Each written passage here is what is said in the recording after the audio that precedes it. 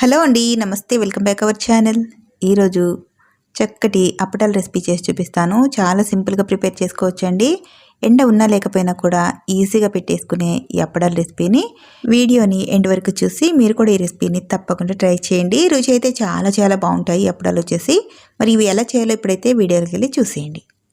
ముందుగా ఒక గిన్నెలోకి ఒక గ్లాస్ నిండుగా రైస్ తీసుకోవాలి. ఇంట్లో నార్మల్గా వాడుకునే బియ్యమే తీసుకున్నానండి. ఇందులోకి ఒక అర గ్లాస్ వరకు సగ్గుబియ్యం వేసుకోవాలి.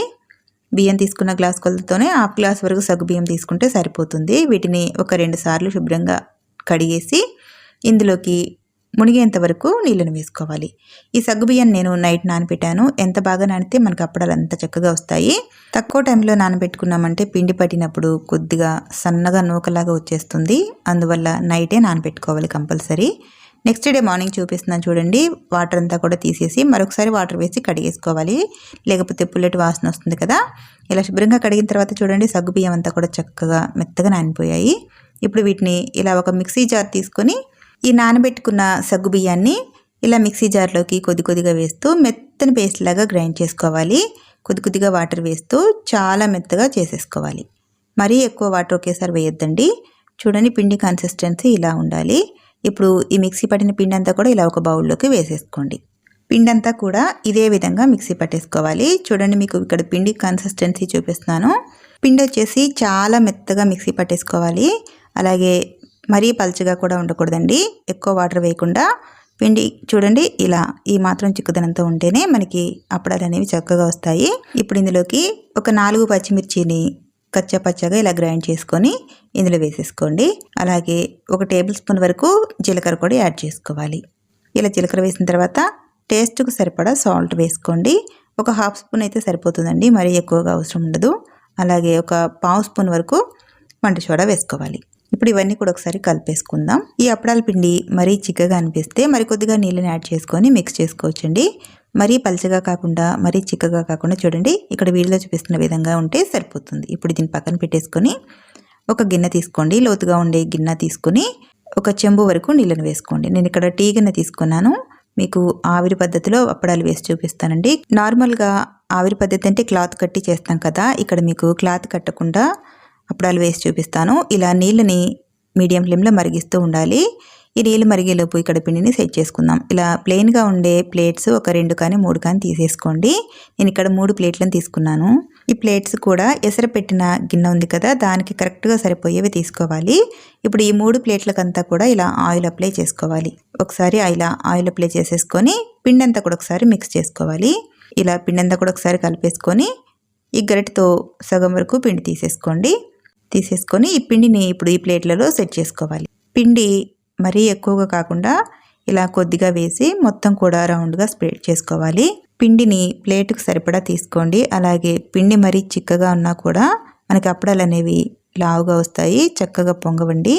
అలాగే పిండి వేసేటప్పుడు ప్లేట్లో తక్కువ మొత్తంలో తీసుకోవాలి. చూడండి ఇలా అంతా కూడా ఈక్వల్గా సమంగా స్ప్రెడ్ చేసుకొని పక్కన పెట్టేసుకోండి. చూసారా అంతా కూడా ఒకే విధంగా వచ్చింది కదా. మిగిలిన ప్లేట్లలో కూడా ఇదే విధంగా తక్కువ మొత్తంలో పిండి వేస్తూ ఇలా రౌండ్గా స్ప్రెడ్ చేసుకోవాలి. ఇప్పుడు వీటిని ఆవిరి మీద కుక్ చేసుకోవాలి. చూడండి ఎసరు వచ్చేసింది. ఇక్కడ నీళ్ళు మరుగుతున్నాయి కదా, ఈ మరిగే నీళ్ళపైన ఈ పిండి వేసిన ప్లేట్లని ఇలా సెట్ చేసుకోవాలి.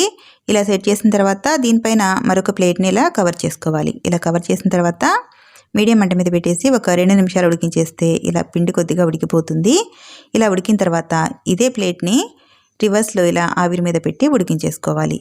ఇలా రివర్స్ పెట్టినప్పుడు ఒక 2 నిమిషాలు అయితే పిండి చక్కగా ఉడికిపోతుందండి. వెంటనే చూసారా చక్కగా ఉడికిపోయింది కదా. ఈ ప్లేట్ను పక్కన పెట్టేసి ఇది చల్లారేలోపు మరొక ప్లేట్ ఇలా సెట్ చేసుకొని దీనిపైన కూడా మరొక ప్లేటు ఇలా సెట్ చేసుకొని ఫ్లేమ్లో పెట్టేసి దాన్ని కుక్ చేస్తూ ఉండాలి.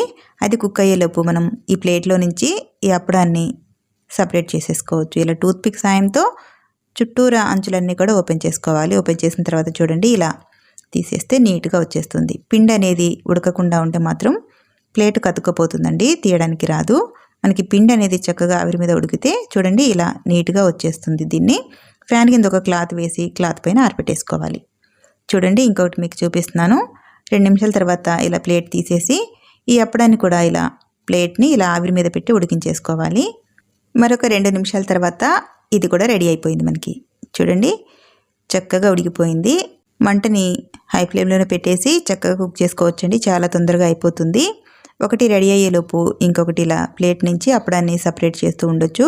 ఖాళీ అయిన ప్లేట్లలో పిండి వేసుకుంటూ చాలా ఈజీగా చేసేసుకోవచ్చండి. చాలా ఫాస్ట్గా అయిపోతుంది. ఒక్కరైనా కూడా చాలా సింపుల్గా ప్రిపేర్ చేసుకోవచ్చు అప్పడాలని. అన్నీ కూడా ఇదే విధంగా ప్రిపేర్ చేసుకుని ఫ్యాన్ కింద ఒక క్లాత్ వేసి క్లాత్ పైన ఆరిపెట్టేసుకోవచ్చు. ఈ అప్పడాలు ప్రిపేర్ చేసేటప్పుడు క్లాత్ పైన ఫ్యాన్ కింద ఆరేసానండి. నెక్స్ట్ డే వచ్చేసి ఎండలో ఆరేసాను. చూడండి, ఒక రోజు తర్వాత అప్పడాలన్నీ కూడా చాలా చక్కగా ఆరిపోతాయి. మనం ప్రిపేర్ చేసేటప్పుడు లోపలే చేస్తాం కాబట్టి ఫ్యాన్ కింద వేసేసి నెక్స్ట్ డే ఎండలో వేసుకున్నామంటే చక్కగా ఎండిపోతాయి. బాగా ఎండిన తర్వాత మీకు చూపిస్తున్నాను చూడండి. 1.5 డేలో కంపల్సరీ ఎండిపోతాయి. చూడండి, అన్నీ కూడా ఒకే సైజులో కలర్ఫుల్గా చక్కగా వచ్చాయండి. ఇప్పుడు మీకు వీటిని ఫ్రై చేసి చూపిస్తాను. స్టవ్ ఆన్ చేసి ఆయిల్ వేడైన తర్వాత ఈ అప్పడాన్ని వేసి చక్కగా ఫ్రై చేసుకోవాలి. ఆయిల్ వేడిగా లేకపోతే మనకి అప్పడం అనేది చక్కగా వేగదండి. ఆయిల్ బాగా వేడి పెట్టుకున్న తర్వాతనే ఫ్రై చేసుకోవాలి. చూడండి, చక్కగా పొంగుతూ చాలా బాగా వచ్చింది కదా. కలర్ కూడా చాలా బాగుందండి. ఇంకొక అప్పడం కూడా వేయించి చూపిస్తానండి. ఇవి మనకి పెద్దగా ఉన్నాయి కాబట్టి అప్పడాలు కొద్దిగా ఎక్కువ ఆయిల్ వేసి ఫ్రై చేసుకోవాలి. లేదంటే అప్పడాలు వేయించేటప్పుడు ముడుచుకుపోతాయి. చూడండి, చక్కగా మరింత పెద్దగా అయ్యాయి చూసారా. మనం ప్రిపేర్ చేసుకున్న అప్పడాలు డబుల్ అయ్యాయి అన్నమాట. అన్నీ కూడా చక్కగా పొంగుతూ వస్తాయండి. చాలా క్రిస్పీగా వస్తాయి. ఇందులో మనం సగ్గుబియ్యం వేసాము. వంట సోడా వచ్చేసి చాలా తక్కువ మొత్తంలో వేసాం కదా, అయినా కూడా చక్కగా క్రిస్పీగా పొంగుతూ కరకరలాడుతూ ఉన్నాయి. చాలా టేస్ట్ ఉంటాయండి అప్పడాలు అయితే. మీరు కూడా ఒకసారి తప్పకుండా ట్రై చేయండి. చూడండి, ప్రిపేర్ చేసుకున్నప్పుడు అప్పడం సైజు, ఫ్రై చేసుకున్నప్పుడు అప్పడం సైజు డబల్ అయింది కదా, ఇంత పెద్దగా వస్తాయి. చాలా బాగుంటాయండి. టేస్టీగా మరింత క్రంచీగా ఉంటాయి. చూసారు ఎంత క్రిస్పీగా ఉన్నాయో. ఎంతో రుచిగా ఉండే ఈ క్రిస్పీ అప్పడాలని మీరు కూడా ఈ ఆవిరి పద్ధతిలో ఒకసారి ట్రై చేసి చూడండి. ట్రై చేసి రెసిపీ ఎలా వచ్చిందో కామెంట్ రూపంలో తెలియజేయండి. మరి ఈ వీడియో నచ్చితే ప్లీజ్ ఒక లైక్ చేసి ఈ వీడియోని మరికొంతమందికి షేర్ చేయండి. అలాగే కొత్తగా ఎవరైనా నా ఛానల్ని చూసినట్లయితే please subscribe to my YouTube channel. Thank you.